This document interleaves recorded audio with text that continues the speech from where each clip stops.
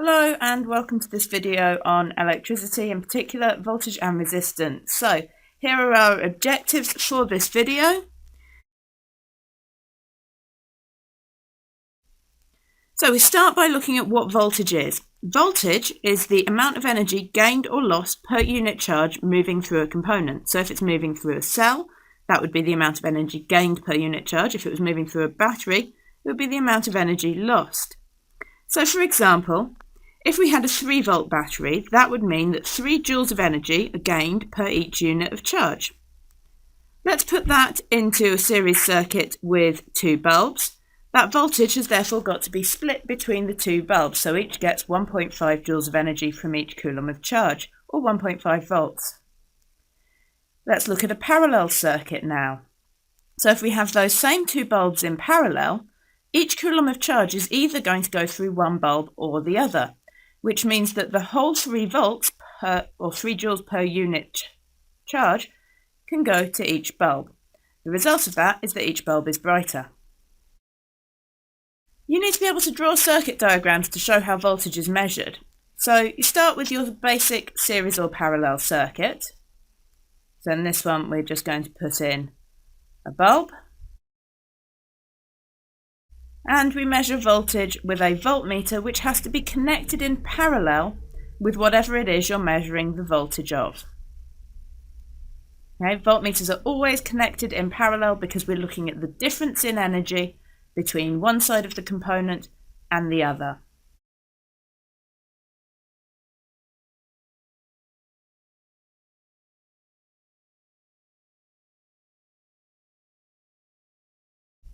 Okay, we can equally do that by putting a voltmeter in parallel with the battery.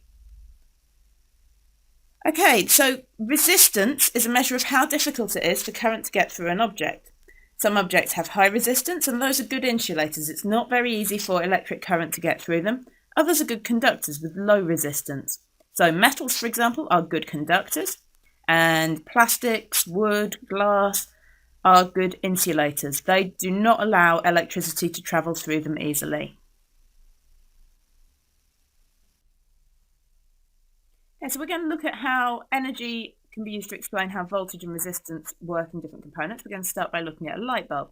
So if we apply a voltage across a light bulb, that causes a current to travel through it. And that current, because the resistance of the light bulb filament is quite high, causes that light bulb filament to become hotter. And when it becomes hotter, it starts glowing and gives out light energy. So that's how a light bulb lights up.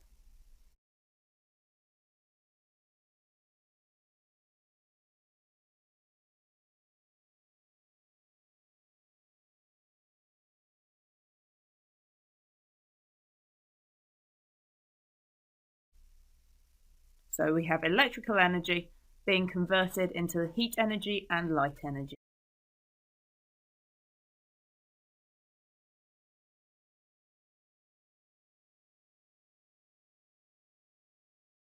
Okay, a variable resistor now is a device where we can change the resistance. So resistors control how much current goes through a device for a certain voltage being applied across it. So if we have a variable resistor and we increase the resistance, then there is more energy used up in the circuit and there's less current traveling through it. If we have a lower resistance, then less energy is used up in the circuit and we get a greater current traveling through it.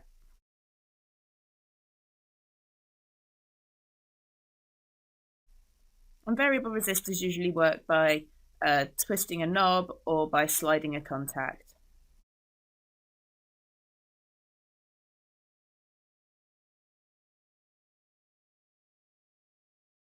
Okay, you need to be able to use the formula resistance equals potential difference or voltage divided by current.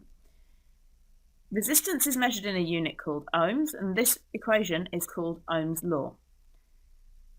So let's take a look at a simple circuit. We've got a single bulb connected to a battery, and we've got an ammeter and a voltmeter to measure the current and the voltage.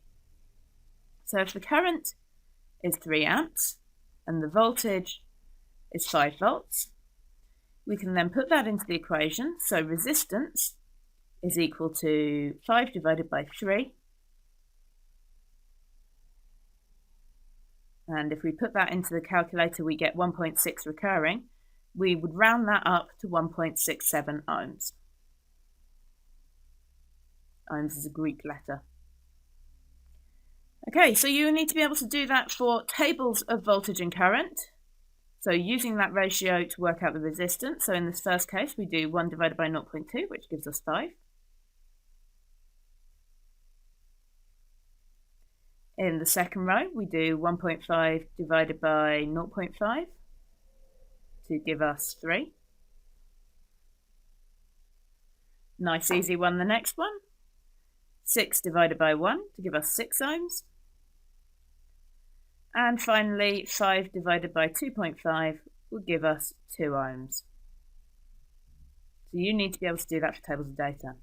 Now we can use analogies, so comparisons, to help explain about resistance in a circuit. So if we take a simple circuit and we've got 2 resistors in there, I've put in a 10 ohm resistor and adding a 50 ohm resistor. We can compare that to a series of pipes with water in connected to a pump. So the pump acts like the battery in that it pushes the water around the circuit. Now what you'll notice is I'm drawing this part of the circuit slightly narrower. That represents our resistor, so it's slightly harder for the water to get through this part of the circuit.